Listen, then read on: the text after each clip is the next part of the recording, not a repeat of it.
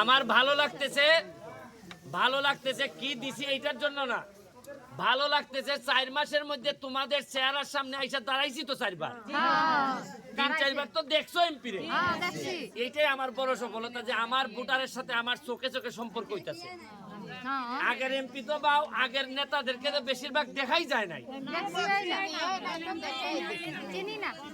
এখন আমি গত সপ্তাহে কাছের জন্য আইছিলাম না, তখন আমার শিবানী মনে হয় কইছিল যে এই বৃষ্টিতে কষ্ট হয় রেইনকোট দেওয়ার জন্য, জননী। তখন আমি কইছিলাম যে আমি দিমুগো দিদি। এইবার আমি ঢাকা গেছি, ভালো টাকা আমার ইনকাম হয়েছে হাইকোর্টে, টাকা খরচা কইরা নিজের টাকা খরচ কইরা কিনছি, সরকারিভাবেও বরাদ্দ করার চেষ্টা করতেছি। আশা করি আগামী মাসে পাইয়ে যাবো। আরো সরকারি